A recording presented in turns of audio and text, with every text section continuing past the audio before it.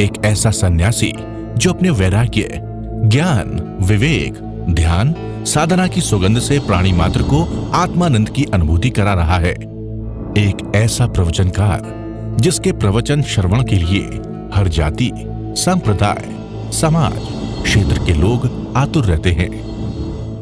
एक ऐसा आत्मार्थी संत जो श्रमण संस्कृति की लौ को भौतिकता की चकाचौंध में भी निरंतर प्रज्वलित रखने हेतु संकल्पित है। एक ऐसा आध्यात्म योगी जो अपनी ध्यान साधना के द्वारा पूरे विश्व को सुख, शांति, समृद्धि का मार्ग दिखा रहा है। एक ऐसा महासाधक जो भारतीय ऋषि परंपरा को पुष्ट रखते हुए साधनारत है। एक ऐसा समाज सुधारक जो अपनी परंपराओं के निर्वहन के साथ सामाजिक विसंगतियों, कुरीतियों, आडंबरों पर वैज्ञानिक तरीके से प्रहार कर रहा है। ऐसे महान व्यक्तित्व का नाम है आचार्य सम्राट पूज्य श्री शिव मुनि जी महाराज साहेब।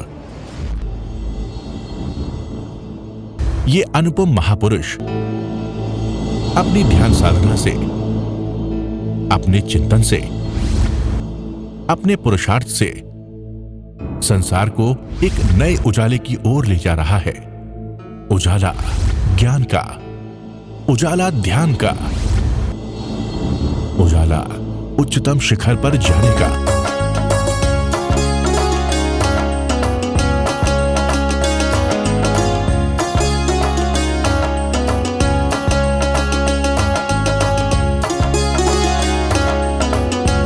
कब मिलता है? जब आपकी वितराग दशा होती है। वितराग दशा कब होती है? जो आपकी रुचि होती है। रुचि कब होती है? जब शुक्ल ध्यान घटित होता है। शुक्ल ध्यान तब घटित होता है जब आपको सम्यक दर्शन की प्राप्ति होती है। बिना सम्यक दर्शन से मोक्ष नहीं मिलता। कितना तप कर लो, कितना तप कर लो, जप कर लो। उदाहरण आता है भगवान महावीर भगवती सूत्र के अंदर।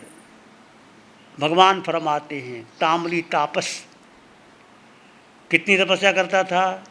बेले बेले पारना करता था।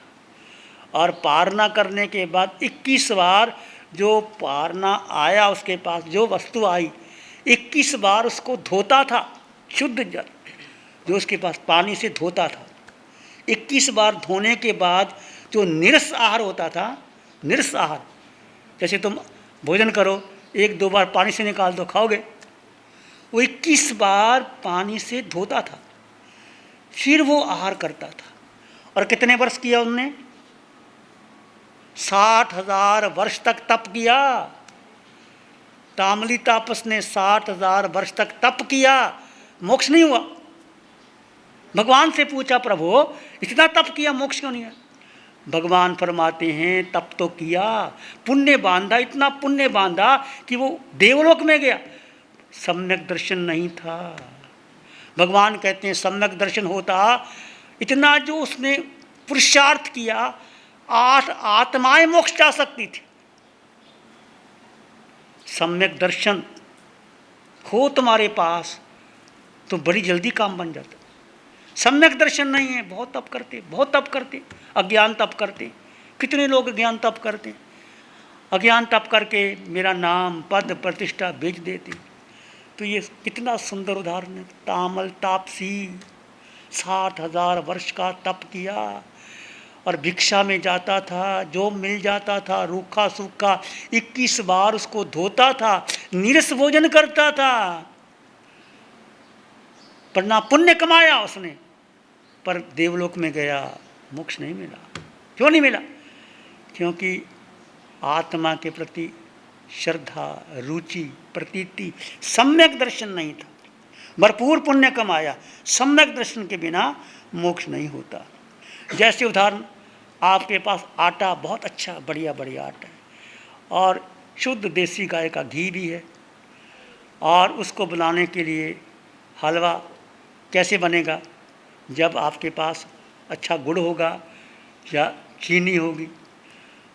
गुड़ होगा, चीनी होगी तो लड्डू बन जाएंगे कि नहीं? यदि आपके पास आटा भी है, घी भी है, तो चीनी नहीं है, गुड़ नहीं है, लड्डू बनेंगे? और चाशनी तैयार होगी? बोलो बहनों, नहीं होगी ना। उसके लिए क्या चाहिए? अच्छा गुड़ चाहिए, चाशनी चाहिए। तो गुड़ में शक्ति है कि वो आटे को भी मीठा कर देता है, और किसको कर देता है? घी को भी मीठा कर देता है, और स्वयं भी मीठा है। ऐसे सम्यक दर्शन में इतनी शक्ति है कि आप जो भी करते हो आपको वो शुद्ध कर देता है, पवित्र कर देता है, निर्मल कर देता है। सटीक उदाहरण तुम्हारे सामने है। तुम भोजन बनाते, लड्डू बनाते, जलेबी बनाते, यदि मीठा ही नहीं तो मीठा कौन करता है? वो गुड़ करता है, वो मिश्री करती है। उसकी ताकत है कि जो भी है, शुद्ध घी मिल गया, गाय का घी मिल गया, आटा बहुत सुंदर मिल गया, लड्डू बनाना चाहते हैं, प्रभु मीठा नहीं, तो मीठे की ताकत है, सबको मीठा कर देता है। बिना सम्यक दर्शन का मतलब श्रद्धा नहीं है, रुचि नहीं है, प्रतीति नहीं है, तब आप नहीं कर सकते। यदि आपको सम्यक दर्शन हो जाए तो भगवान की वाणी कहती है नरक में भी दुख नहीं होता। राजा श्रीनेक का जीव जाना पड़ा नरक के अंदर, पर वो दुखी नहीं, अपने स्वभाव में रहता है। यदि सम्यक दृष्टि जीव पशु भी बन जाते हैं, पशु बनने के बाद भी उनको दुख नहीं होता। यदि सम्यक दृष्टि जीव नरक में जाना पड़े, पशु में बन जाए, शरीर में आदि व्याधि भी हो जाए, तो सम्यक दृष्टि को दुख नहीं होता। चक्रवर्ती की संपदा छिन जाए तो सम्यक दृष्टि जीव को दुख नहीं होता। एक तरफ चक्रवर्ती का राज्य और एक तरफ भिक्षु जिसके पास पात्र भी नहीं है। चक्रवर्ती राजा के पास इतना धन है, 3 खंड को 6 खंड को राज्य कर सकता है, और भिक्षु के पास कटोरा भी नहीं, पात्र भी नहीं, उसके पास सम्यक दर्शन है। कौन बड़ा? भिक्षु जो भोजन मांगता है भिक्षा के द्वारा, भोजन भी नहीं, सुबह मिलेगा कि नहीं मिलेगा, पात्र भी नहीं है, और चक्रवर्ती के पास इतना खजाना है, परंतु सम्यक दर्शन नहीं है। तो सम्यक दर्शन सबसे बड़ा बल है, वो आत्मा का बल है, वो तुम्हारे भीतर ही है। आत्मा में 8 गुण की संपदा है। तुमने बहुत बार सुना होगा, जिन्होंने ध्यान शिविर किए हैं, ये आपका अनुभव है, और आप भाग्यशाली है कि पंचम काल में भी अरिहंत परमात्मा सिमंदर स्वामी भगवान की कृपा से वाणी आती, एक एक शब्द को अपने भीतर गहरे गहरे गहरे लेके जाना, और ध्यान बार बार करना। वो धीरे धीरे शुक्ल एकदम नहीं होता, इतनी खोपड़ी में भरा हुआ है, वो कैसे निकलेगा? नहीं निकलता। इसलिए जो आपको पंचम काल में जो दुर्लभ है वो मिल गया, ऐसी वाणी मिलती नहीं। ये आश्चर्य है हमारे। तो हमारे सामने अरिहंत परमात्मा की अनंत कृपा, सम्यक दर्शन कैसे प्राप्त हो, इसको हम थोड़ा और डिटेल से चर्चा करते रहेंगे। प्यारी गुरुवाणी है, बड़ी ही सुहानी है। आंखें बंद, मन वचन काया शांत, शरीर शांत, विचार शांत, सृष्टि शांत, वातावरण शांत, हर दिशा हर किनारा शांत शांत शांत। सिर के सिरे से पांव के अंगूठे तक अपने भीतर शुद्ध चेतना का एहसास कीजिए। तुम केवल केवल आत्मा हो। सिर के सिरे से पांव के अंगूठे तक एक आत्म तत्व जो अमूर्त है, जो निराकार है, जिसका वजन नहीं, जो दिखाई नहीं देता, जिसकी आँख नहीं, नाक नहीं, कान नहीं, जिह्वा नहीं, जो इंद्रियों से परे, मन से परे, बुद्धि से परे, पर अनंत शक्तिशाली आत्मा, वो तुम हो, वो तुम्हारे भीतर है। सिर के सिरे से पांव के अंगूठे तक उस आत्म तत्व को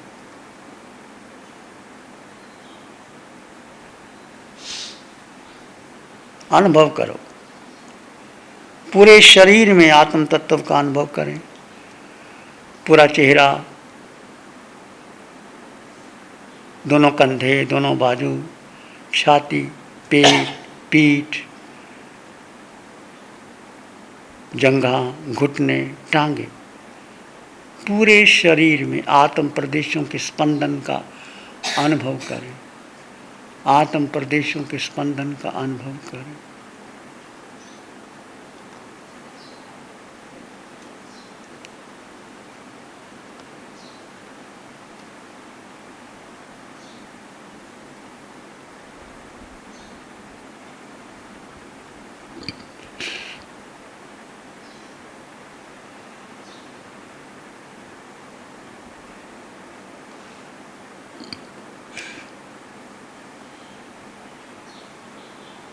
विचार आए तो आने दें, जाए तो जाने दें। तुम विचार नहीं हो, तुम मन भी नहीं हो, तुम बुद्धि भी नहीं हो। तुम एक अखंड, संपन्न, परिपूर्ण आत्मा हो, जिसमें अनंत सुख, अनंत शक्ति है, अनंत ज्ञान है, अनंत दर्शन। वो आत्मा का निज गुण है।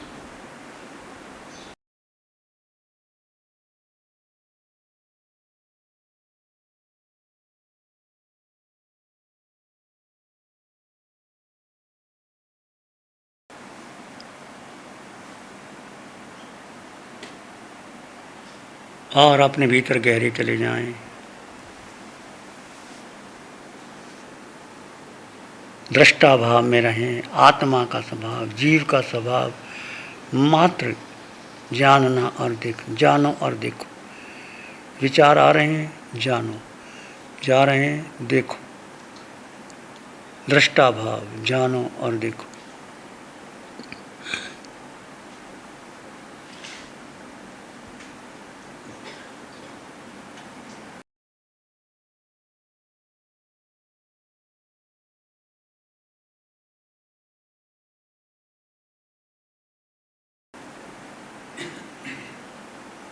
प्राणी मात्र के लिए मंगल की कामना कीजिए। सब में समान आत्मा, मिट्टी में सब भूएसु, वैरंग मज्जंग नाके नाय। संसार की समस्त आत्माएं मेरे समान है, कोई छोटा नहीं, कोई बड़ा नहीं।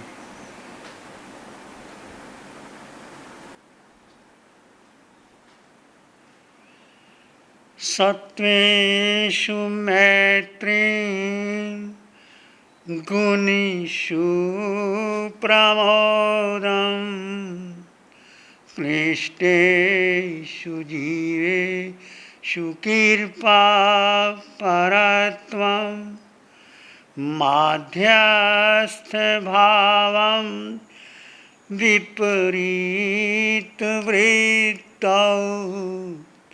सदा ममात्मा विदधातु देव।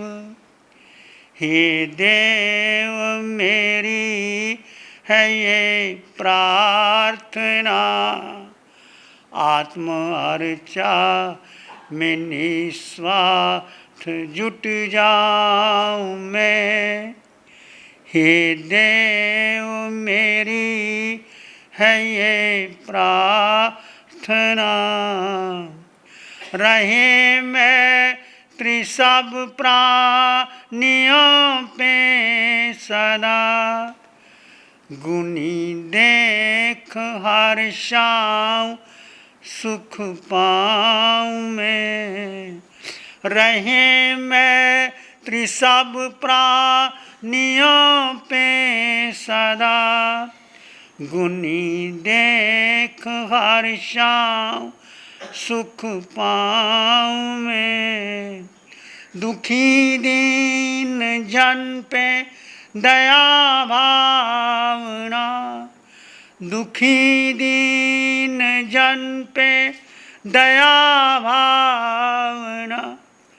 सब विरोधों में समता को अपनाऊं मैं। हे देव मेरी है ये प्रार्थना, आत्म अर्चा में निस्वार्थ जुट जाऊं मैं, ये दे मेरी है ये प्रार्थना। सब प्राणियों के प्रति मैत्री भावना, गुणीजन के प्रति प्रमोद की भावना, दीन दुखियों के प्रति करुणा की भावना, जो विरोधी जन के प्रति समता की भावना, चार भावना आपको उच्च गति की ओर ले जाएंगे, कर्मों के बंधन काट सकते। इसी में एक लंबा गहरा श्वास लें, अरिहंत परमात्मा के चरणों में अनंत कृतज्ञता ज्ञापित करें। एक और लंबा गहरा श्वास, अरिहंत परमात्मा के चरणों में नमन और वंदन।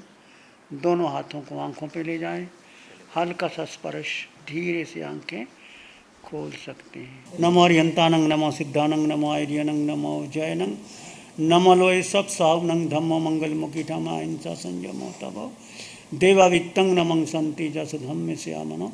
श्री चत्तारी मंगलम, अरहंता मंगलम, सिद्धा मंगलम, साहु मंगलम, केवली पाणत्तो धम्मो मंगलम। चत्तारी लोग उत्तमा, अरहंता लोग उत्तमा, सिद्धा लोग उत्तमा, साहु लोग उत्तमा, केवली पाणत्तो धम्मो लोग उत्तमा। चत्तारी शरणं पवज्जामि, अरहंते शरणं पवज्जामि, सिद्धे शरणं पवज्जामि, साहु शरणं पवज्जामि, केवली पणत्तं धम्मं शरणं पवज्जामि। चार है शरण